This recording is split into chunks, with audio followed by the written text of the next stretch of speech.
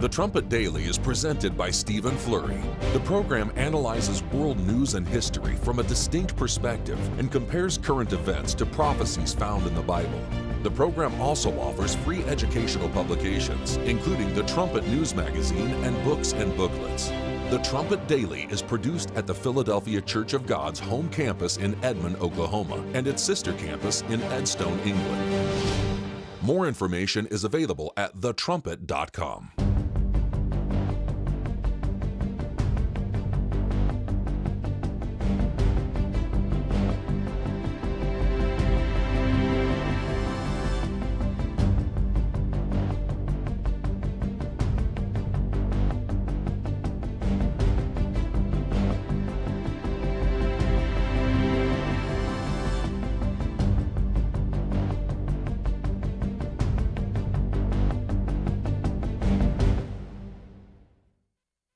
The Trumpet Daily program begins right now. Today's world news, what it means, where it's taking us. I bring you the one and only possible message of world peace. This is a message of hope, tremendous hope. And he said unto me, you must prophesy again. The Trumpet Daily program begins right now.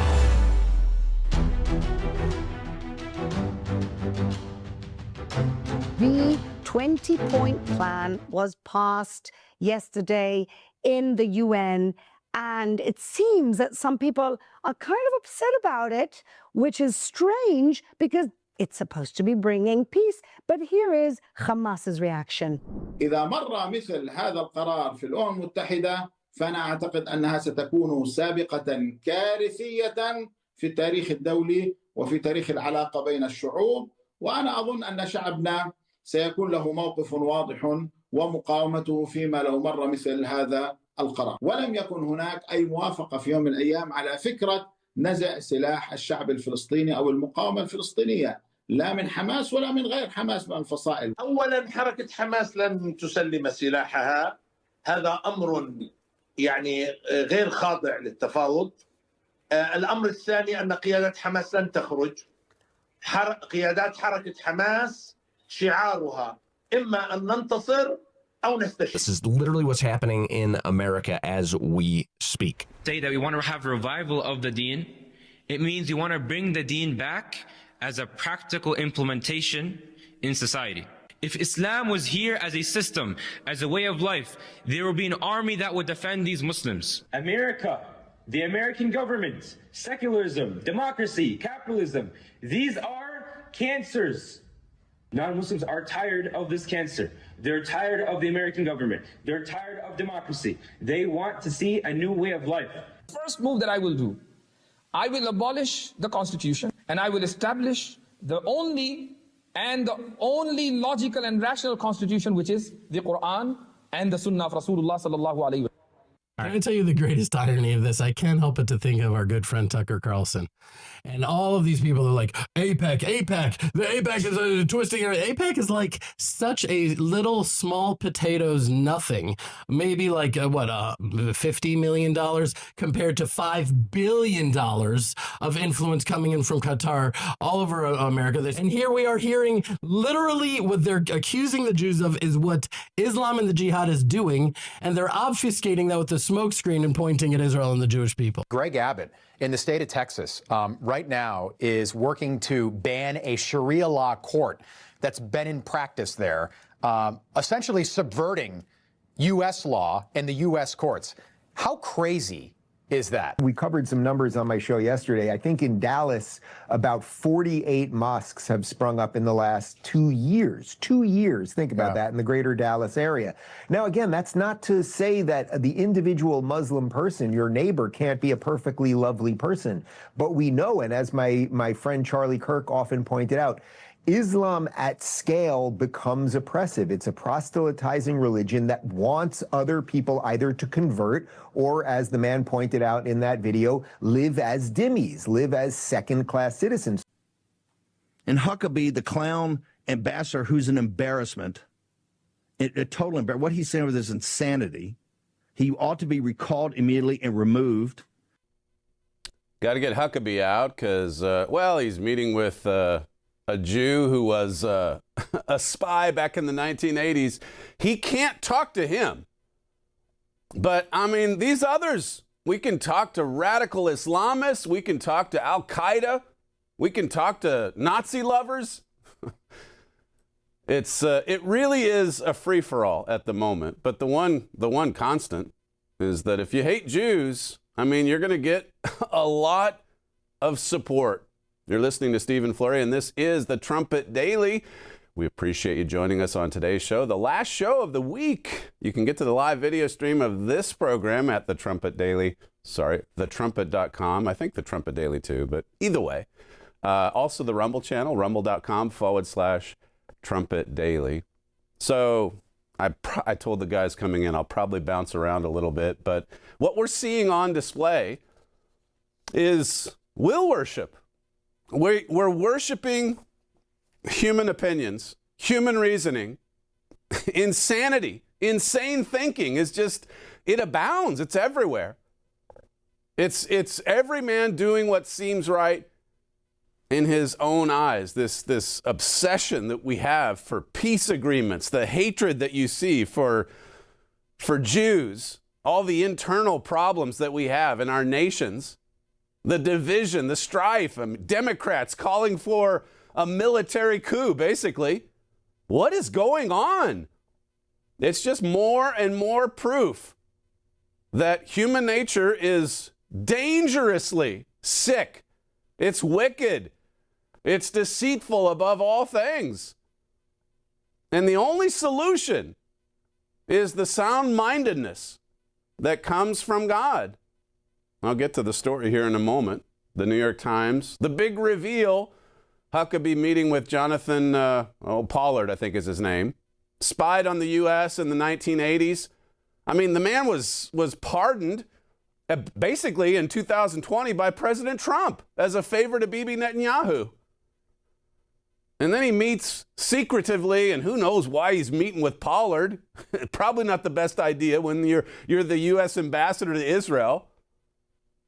He meets with Pollard 5 months ago, I think it was.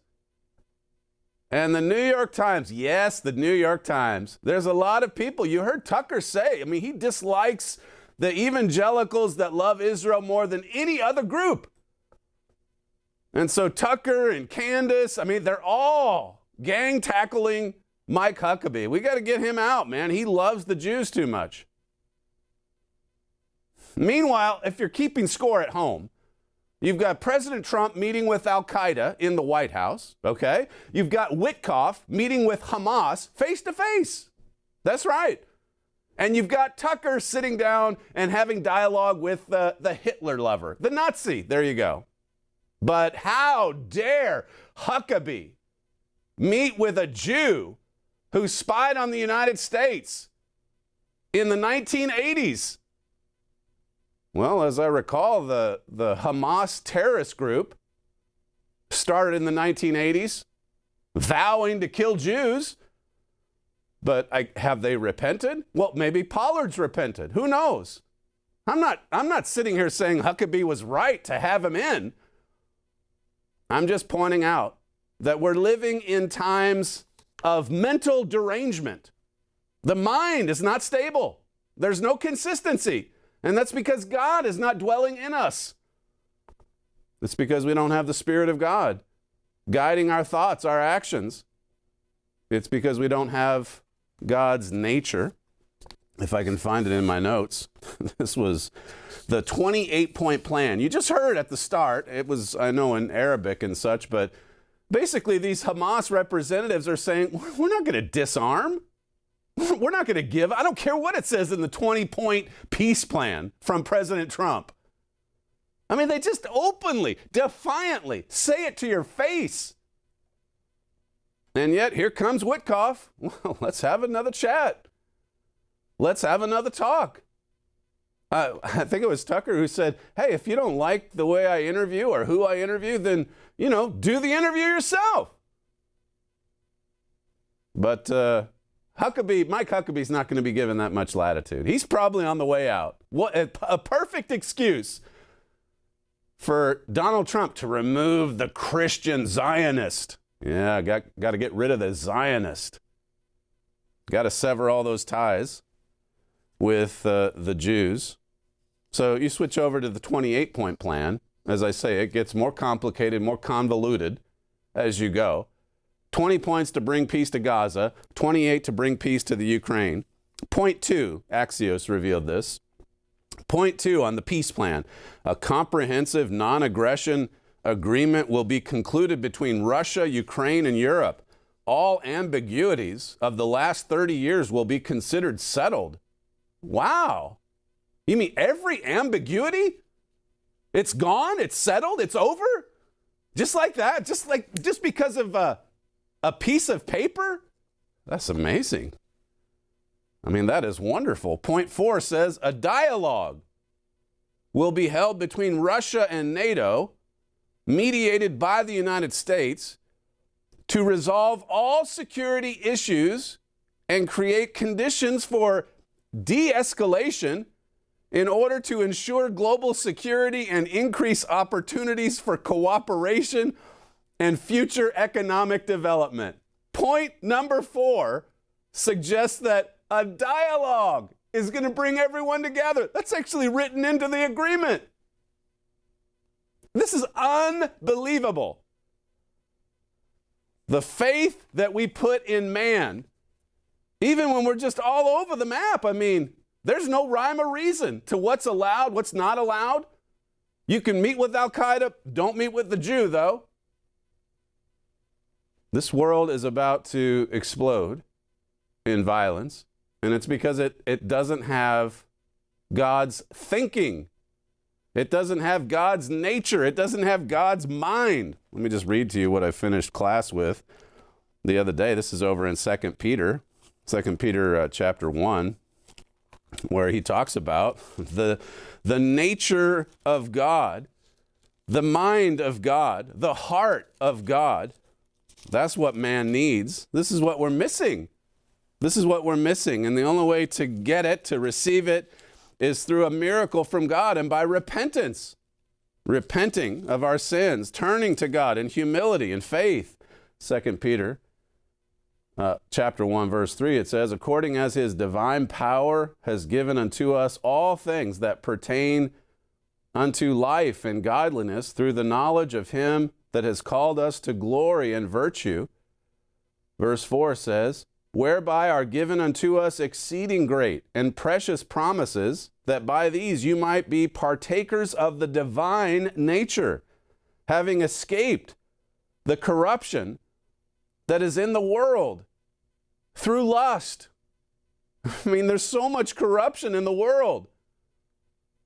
James, I read yesterday in chapter 4, it says, why is there war and fighting among you? Well, it comes down to the lusts of the flesh, selfishness. I played the clip yesterday. One of the commentators summing up the focus of the Trump administration. Money and peace. Money and peace. Just sign the dotted line. Listen, if you sign this, we're going to have dialogue. And everything from the past 30 years is over. And we move on. And everybody makes money, I guess. And we have everlasting peace. We have eternal peace.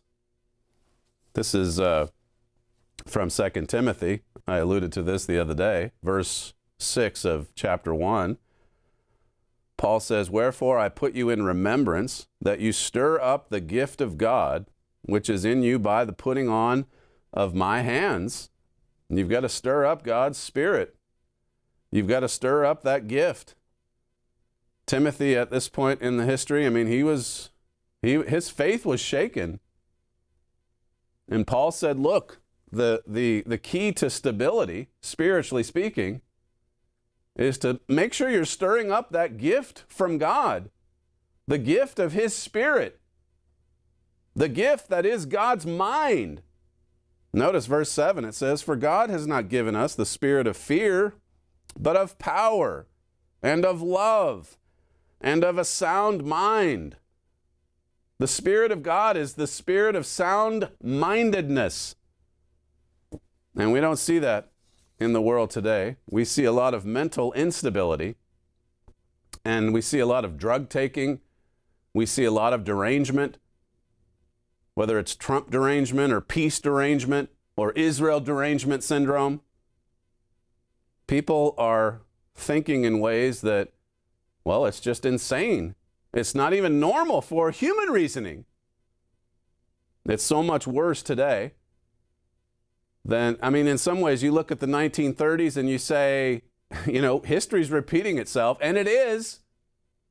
It certainly is, but this time around, Satan and the demons are cast down. They're confined to this earth. Revelation 12 brings this out. And so it's so much worse, really. My father had this article back in 2020, A Dangerous New Age of Worshiping the Will, Worshiping Human Opinions. It's dangerous to do that. And we're entering into this dangerous new age. This article's 5 years old. He says American politics are in a state of hysteria There's a deadly reason so many people are adopting insane ideas. Why are so many people adopting insane ideas? Why would Huckabee invite Pollard into the embassy? And then who does Tucker or whoever think they are to then criticize that dialogue and say that any dialogue I do is perfectly acceptable? It's perfectly right. It's needed. It's necessary. I mean, you've got to sit down and talk with Hitler if you're going to make peace, right? Isn't that what we're supposed to do? We've learned nothing from history, haven't we? It says here, what is happening in America? A haze of deception enshrouds our nation. It's stunning how easily, listen to this, how easily journalists, politicians, and other figures today deceive people. It just happens so easily. It happens with one passing statement. It's like I said yesterday. We jump up and down because, well, we finally have peace with Putin, and we don't even consider what happened 3 months ago. Just 3 months. Putin knows exactly what to say in order to deceive people. He's an expert at it. He's been doing it for decades. We must understand the spirit behind this deception, as it is far more dangerous than most people realize. It's incredible, again, to see history repeating itself, only it's even worse this time around. Look at the hatred for the Jews. You saw in the opening, cold open there, the spread of Islam. I mean, it's spreading through America. It's spreading through Britain. It's spreading through Israel. I mean, there's a lot of Palestinians that live within little Judah. And then, of course, there's a lot of neighbors, as we know, that want to destroy the Jewish state. They want October 7 times 1,000. And they say it to your face. And what do we do with it? Well, we sit down with them and we try to be nice. We try to talk some sense into them. Look at how the media, I went through this earlier this week, look at how instrumental they are in spreading lies and deception. And here they are freaking out because Donald Trump responds to these Democrats who are calling for an insurrection by saying that, you should be tried and sentenced to death for that kind of treason, for being a traitor. And then Joe Scarborough's head explodes. What? Look, that's threatening their life. His side can call for insurrection, a military coup. And if President Trump calls them out, he's the one that's stirring up hatred. You see, as I say, it's all over the map. It's every man doing what seems right in his own eyes. And through it all, we've got these nonstop negotiations going on, this unlimited faith that we're putting in leagues of nations or boards of peace. And the world here is right on the verge of total annihilation. I mean, we said it last year, Obama, the dear leader, he's been silenced. And God did intervene to bring Jeroboam in, to bring Donald Trump back into office. But at the same time, I mean, Satan is still the god of this world. 2 Corinthians 4 and verse 4 still stands.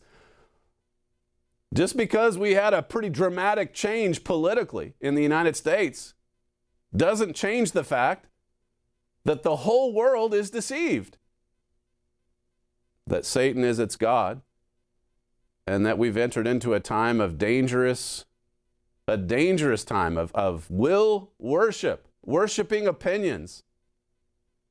It's written about in Colossians 2. Go look at that passage. Read 2 Timothy 1, 2 Peter 1, as we just did.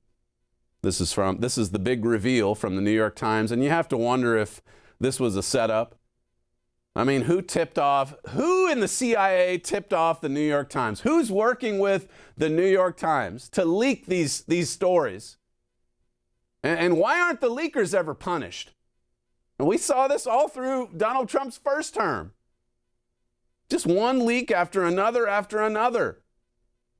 The New York Times and the Washington Post just constantly trying to overthrow the Trump administration. That's their goal. Huckabee held meeting at U.S. Embassy with American who spied for Israel. The headline tells you everything that you need to know. Why didn't we get a headline from the New York Times? Trump held meeting with Al-Qaeda. An Al-Qaeda member who killed U.S. troops. I mean, that's worse than spying. In many ways, it's worse than spying. And it doesn't even go back to the 80s. This Al-Qaeda guy was doing it in the 2000s. In the 2000 teens. And now he's got a nice suit. And he's got a trim beard. And he looks presentable. It says here, Ambassador Mike Huckabee, President Trump's envoy to Israel, met at the U.S. Embassy in Jerusalem in July. So this happened 5 months ago with Jonathan Pollard, an American who spent 30 years in prison for spying for Israel. The highly unusual meeting caught some U.S. officials by surprise and appeared to be a sharp break with years of precedent for American diplomats. Uh-oh, Huckabee's in trouble. The Christian Zionist is in trouble. Met with Pollard. Says here, the CIA declined to comment. At least officially. They'll comment through leaks. They'll save their comments for the leaking. It says here, it was unclear whether officials at the State Department had signed off on Mr. Huckabee's meeting with Pollard in advance. The State Department didn't respond. This is further on in the piece. In November 2015, Mr. Pollard was released on parole from a federal penitentiary in North Carolina, but he was not permitted to travel outside the U.S. 5 years later, at the end of President Trump's first term, the Justice Department declined to extend his parole restrictions, and he moved to Israel, which had granted him citizenship while he was incarcerated. At the time, the Justice Department's demurral was seen as a gesture from Mr. Trump to Mr. Netanyahu. A nice gesture. Look, he's been in prison for 30-some years. He did his damage back in the 80s, but we'll let him go. You can have him back. But how dare Huckabee talk with him in the U.S. Embassy in Jerusalem? You see where this is headed? There's a lot of Tuckerites out there who hate Christian Zionists. They hate anyone that would be pro-Israel. And so you see it on social media last night. They're all ganging up on Huckabee. How much longer will he last now? Because there's a lot of people that hate Jews. And you can't even explain why. It's like my father says in the Key of David booklet. So many people hate Jews, and they don't even understand why. Lots of mental derangement, lots of insane thinking. President Trump responding to these high-profile Democrats, calling for an insurrection openly on video. He says in a post, it's called seditious behavior at the highest level. Each one of these traitors to our country should be arrested and put on trial. Their words cannot be allowed to stand. We won't have a country anymore. An example must be set. That's Trump saying they should be arrested, put on trial. And he's right. And then you see the radical left. You see their deranged thinking on display as their heads explode. This is from Jesse Waters last night, clip 2. This week, Democrats sent a clear message to everybody in the military and CIA. You're free to commit treason. What exactly are they telling the military to resist? They don't know. What reminding them of their obligation from the commander-in-chief that we are asking our military to carry out, are you objecting to? This is very, very vague. And it was so vague in this video, I don't think people could figure out what you guys were all talking about, honestly. Martha, Donald Trump has made a series of very disturbing comments and suggestions that would violate U.S. law and put our military in terrible positions. Again, we're getting nowhere because you're not talking about an order. I don't want to wait until that happens to remind our troops of their obligation, because then it'll be too late. This is devious and subversive. They're planting coup seeds inside the Pentagon and at Langley. The CIA already interfered in Trump's elections multiple times, and now they're saying we've got your back if you do it again. This is psychological warfare launched by sitting politicians against the American military in peacetime. Democrats are trying to blow up the chain of command. The president responded. It's called seditious behavior at the highest level. Each one of these traitors to our country should be arrested and put on trial. Their words cannot be allowed to stand. We won't have a country anymore. An example must be set. He followed up, seditious behavior punishable by death. Democrats just told the military to disobey the president, and now they're mad when he says don't commit treason. This is their new talking point. The shutdown didn't work. Epstein, kaboom, blew up in their face. So now the Sombrero Boys have moved on to execution. And he was President Trump, was nearly executed last year. It's really comical and also very sad and sobering to just see where we are as a country, to see how little unity and togetherness there is, so little love and concern for other people. And it's because of the mind of God. It's missing. It's not in our minds like it should be. So much. The spirit of just fighting and contention, division, strife, calling for the military, the CIA, the intel community to rise up against Trump. And to put it in the vague language, as you heard there, so that they can kind of back away from it and say, well, the real problem here is the Trump tweet. Trump derangement. Skip ahead to clip 4. Oh, I think this is part of a long-term plan by the Democrats. This is all a part of the Russia hoax, where the public finally got the truth that the Russia hoax was indeed a hoax, and now they're going to try this. They're going to try sedition. The president hasn't done anything wrong. Most people don't know what in the world the Democrats are talking about here, but what they are talking about is trying to plant a little seed in the minds of Americans that something terrible is going to happen at the hands of Donald Trump, so we have to be ready for it. It's all part of this broader hoax. These are the kind of things you are trained to do as a CIA officer in other countries. This is out of the playbook, to stir up insurrections, to get people to distrust each other, to foment unrest within the government. Isn't that what they're doing here? That's exactly what they're doing. Jesse, this is right out of the CIA playbook. This is exactly what we were trained to do in those years that we were getting ready to go into the field. You're trained to destabilize. You're trained to make people distrust each other. And here it is playing out on Capitol Hill. Yeah, it's happening right within our own nation. And it's not like this is the first time it's ever happened. They took out Trump in 2020, the deep state. They stole the election. Look at how they weaponized COVID and the lockdowns.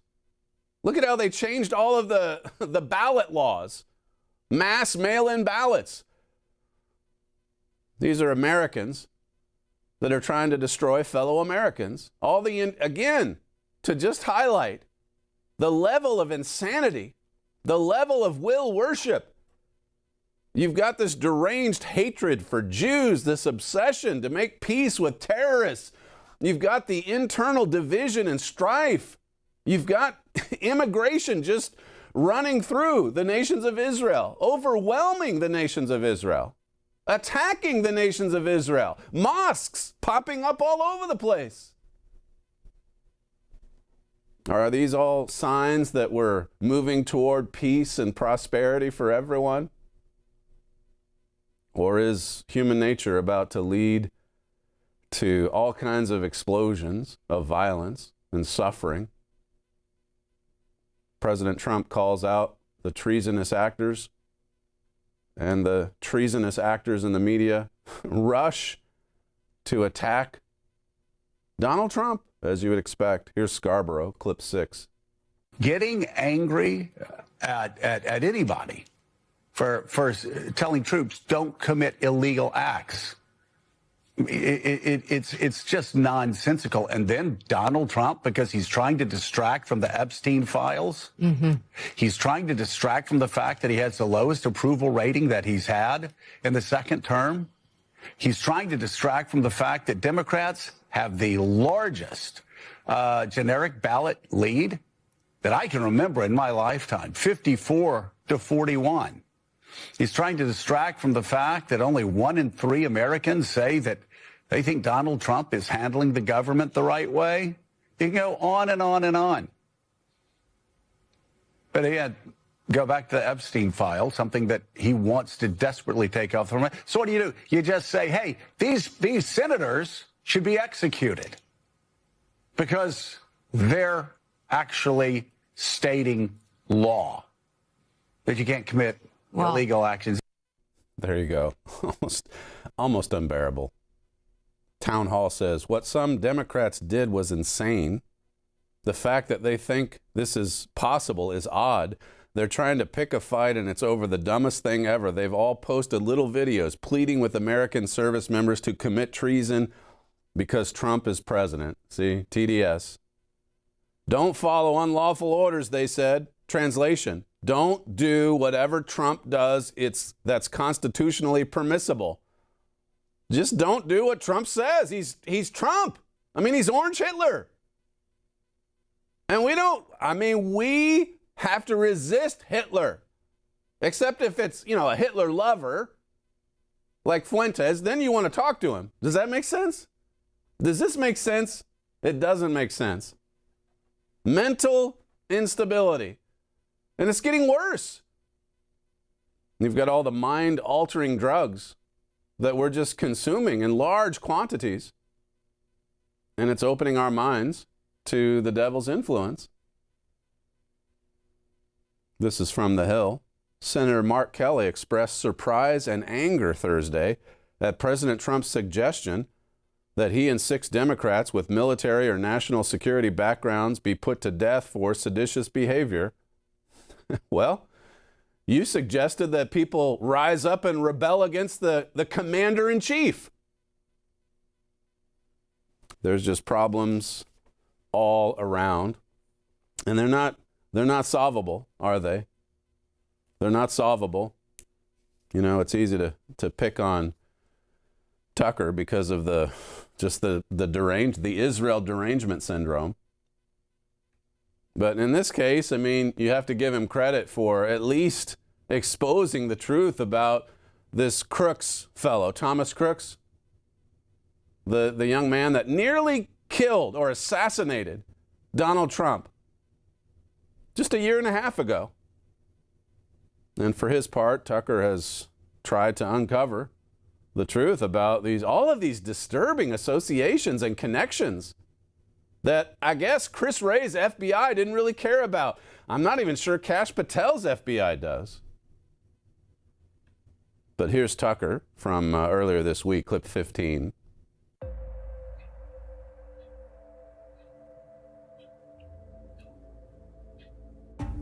These are videos the FBI has worked hard to make sure you haven't seen.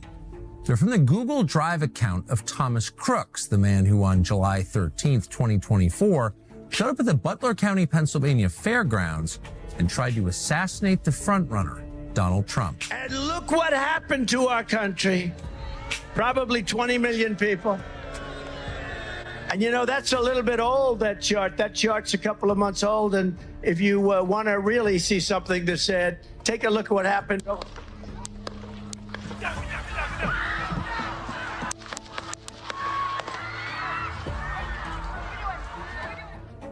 That day, Thomas Crooks came within a quarter inch of destroying this country. And yet, a year and a half later, we still know almost nothing about him or why he did it. That's because, for some reason, the FBI, even the current FBI, doesn't want us to know. What's up?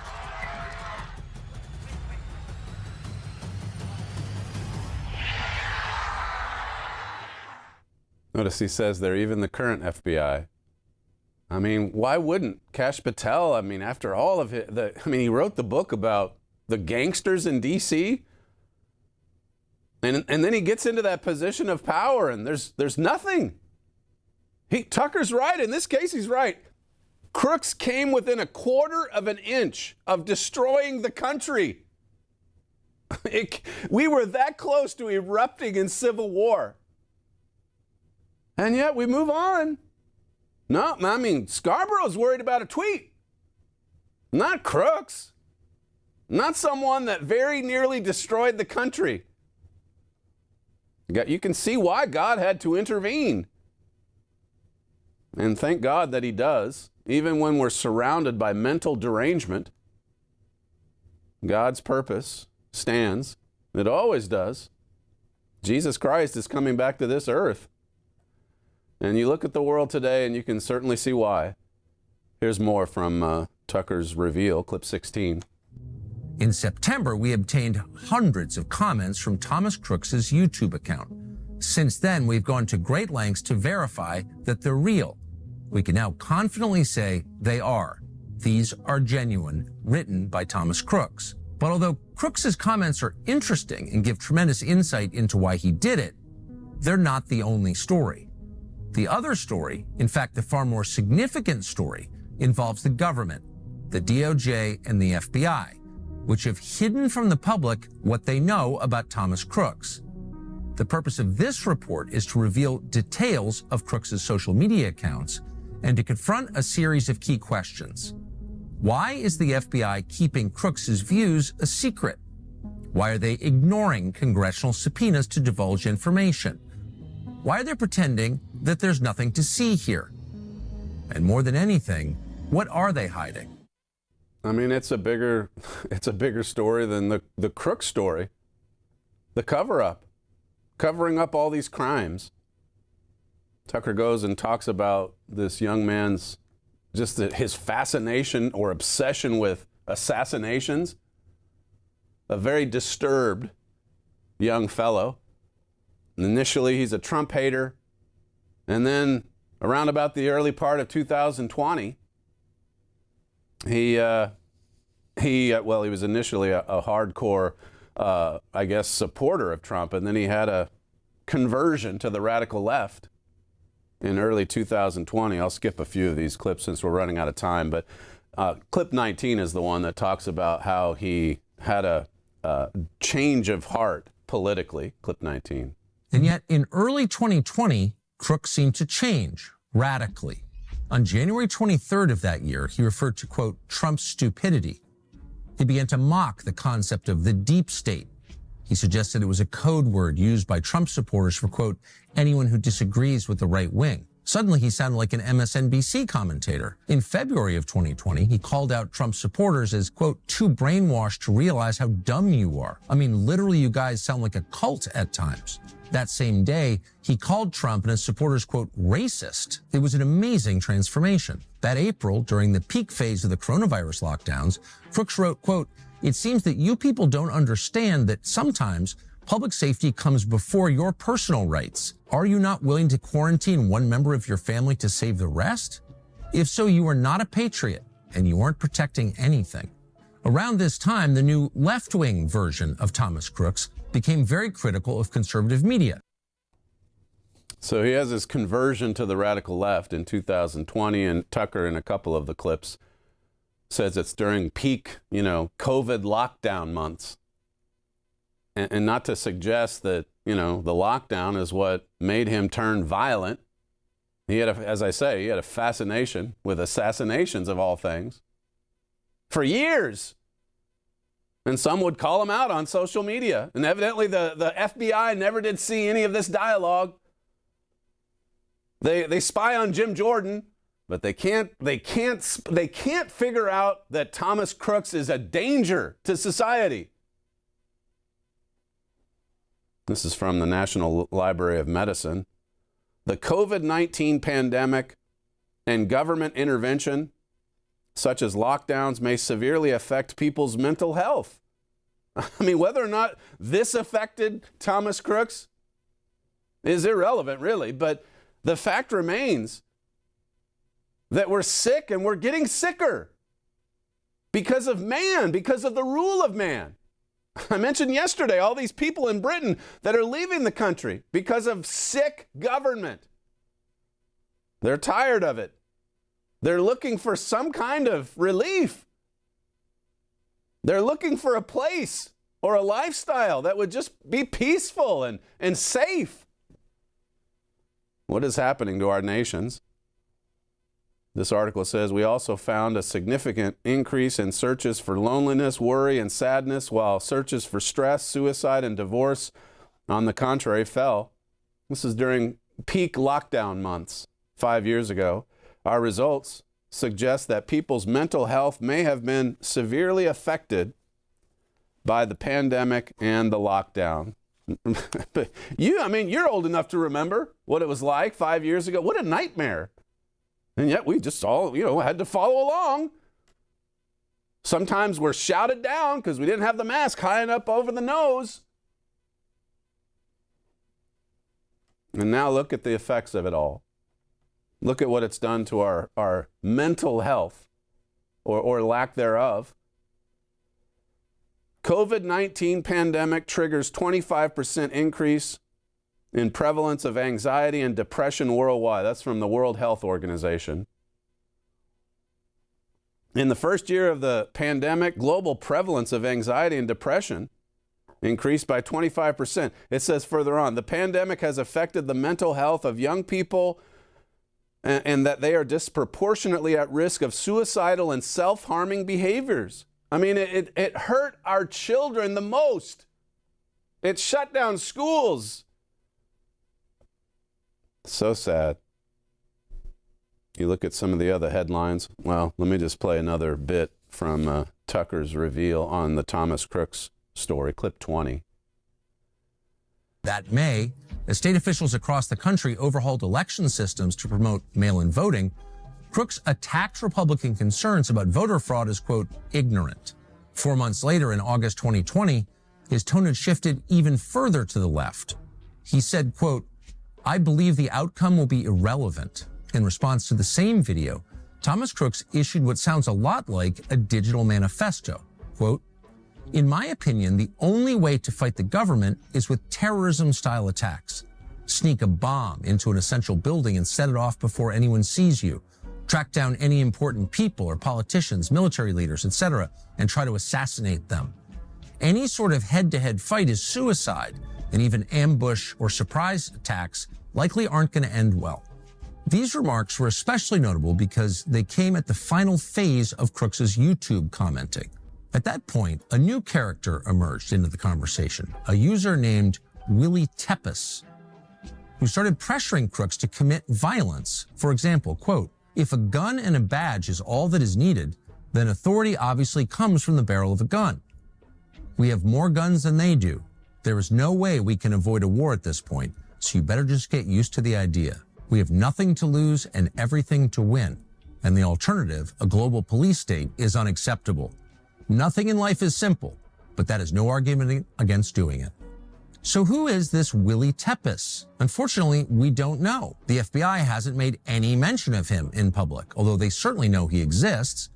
Just days after the shooting, somebody screenshotted Tepes' YouTube account page, despite the fact he had very few followers. To the extent that he can be traced online now, you can find his username being used on a foreign Antifa website. Those sites link him to the Nordic Resistance Movement, which has been designated a terrorist group by the U.S. State Department. That's all we know.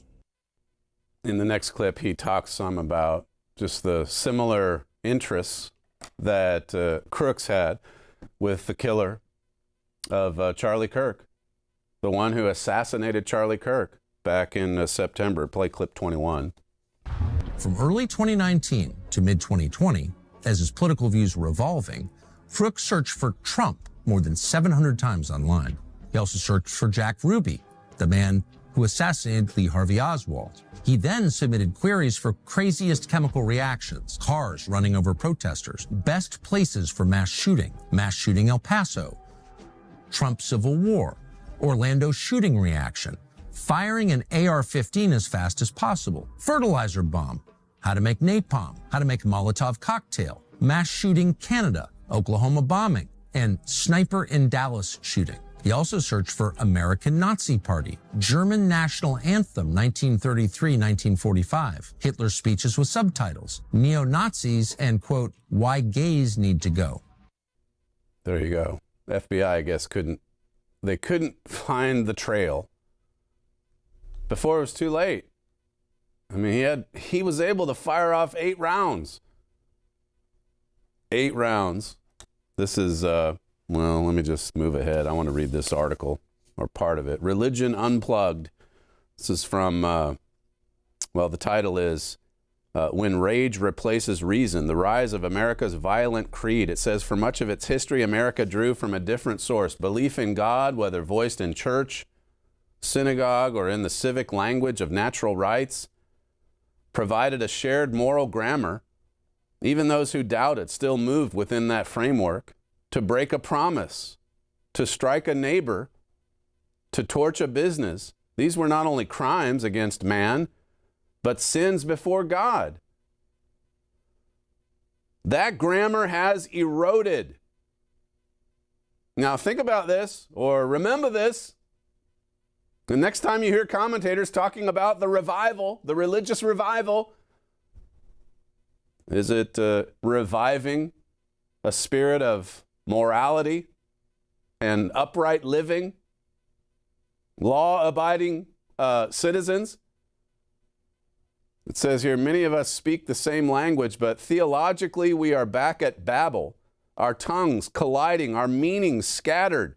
Morality is recast as preference, truth as perspective, faith as oppression. It says the result is a public square without a compass. Politics rushes in to fill the vacuum.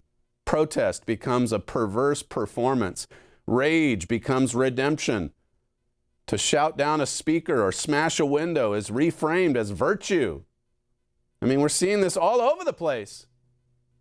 Mental derangement. Insane thinking. This other article, Mastering Anger, says, according to the Gallup Global Emotions Report, 23% of global adults said they felt a lot of anger the previous day. Why are we so angry? Why are we so depressed? Why are so many of our young people suicidal?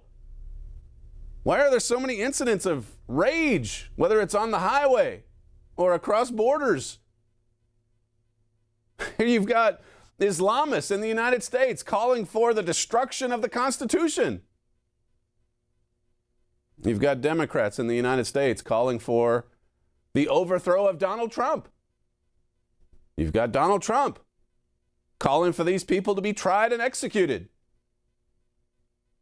And you've got lots of ambassadors for peace sitting down with Hamas, Al-Qaeda, Nazi lovers. I think Crooks probably would have enjoyed listening to Fuentes. And then Tucker. You see how it's all just this tangled web of human reasoning. Mental stability, there's not much of it. There's no soundness in our thinking, in our reasoning, because we've gotten so far away from the Bible. People are angry. My father wrote an article earlier this year, Why God is Saving America Through Trump. He says, the fact is America is enjoying fewer and fewer of these blessings and is suffering more and more of these curses, weather disasters, agricultural blights, sickness, disease, promiscuity, family breakdown, skyrocketing debt, porous borders, weak law enforcement, broken national will, defeat in war. He says the problems facing this country are not merely the result of a handful of wicked leaders. They are signs of national sins that are arousing God's deep anger. Think about those verses we read at the start. 2 Peter 1, verse 4. 2 Timothy 1, verse 7. And, well, the verse before that, Paul said to Timothy, make sure you stir up the Spirit of God. God's Spirit is His mind. It's His power. It's His love. It's the Spirit of sound-mindedness. That's all we have time for, because I want to leave a few minutes for this week's edition of WorldWatch. We'll finish the show with that segment. You're listening to Stephen Fleury, and this is the Trumpet Daily. We thank you for joining us on today's show. We thank you for joining us all week, and we'll see you next time.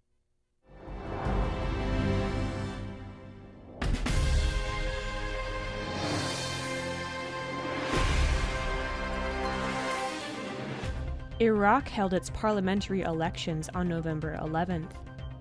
Preliminary statistics released on November 12th indicated 56% voter turnout and a win for incumbent Prime Minister Mohammed Shia al-Sudani's coalition by more than 300,000 votes. To form a government, Sudani will have to expand his coalition, which could take months. But the real winner of this election is Iran. The election runner-up is the Islamic Dawa Party, a Shia fundamentalist party that looks to Iran's Islamic Revolution for inspiration. The party is led by former Prime Minister Nouri al-Maliki, who is closely aligned with Iran's regime. The Popular Mobilization Forces, Iraq's Iran-controlled Shiite militias, sponsored Sudani's run for Prime Minister. Under Sudani, the U.S. has accelerated its departure from Iraq, removing the biggest obstacle to Iran's outright control. To learn more about what Bible prophecy says regarding Iran's power in Iraq, read He Was Right About Iraq and the newly updated booklet, The King of the South. Cyprus will assume the 6-month rotating presidency for the Council of the European Union in January, and Germany, the true leader of the EU, intends to help.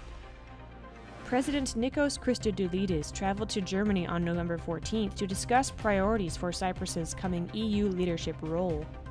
At a joint press conference with German Chancellor Friedrich Merz, Christodoulidis said that Germany's role is crucial to achieving its key priorities as head of the Council. Germany dominates the EU, especially Cyprus. Christodoulidis began his speech by highlighting his nation's close ties to Germany. He also announced that Cyprus wants to supply natural gas to the EU starting in 2027. Biblical prophecy reveals that Cyprus has a key role in Germany's future plans. Cyprus is developing into a military base of operation for Germany. This island nation will become a literal launching point for dramatic end-time Bible prophecies. To learn more, read Trumpet Editor-in-Chief Gerald Fleury's article, Why Germany Conquered Cyprus. On November 16th, an explosion damaged a railroad leading from Poland's capital of Warsaw toward Ukraine. Polish Prime Minister Donald Tusk called it an unprecedented act of sabotage targeting directly the security of the Polish state and its civilians. Though no one was injured, Tusk said the explosion targeted a route that is crucially important for delivering aid to Ukraine. The implication was clear. Tusk believes Russia struck infrastructure deep within Poland. Poland has also experienced a growing number of attacks on its water and sewage systems, according to the Deputy Prime Minister. In February, Polish authorities arrested a Russian citizen for allegedly sending parcels containing explosive material to industrial and infrastructure sites. Russia is also accused of using drones periodically to shut down airports across Europe. Europe's fears of Russian aggression are pressuring Europeans into unification and militarization. To learn more, read Russia's War on Ukraine is Reshaping Europe. To learn more about current world news and how it relates to Bible prophecy, please visit thetrumpet.com.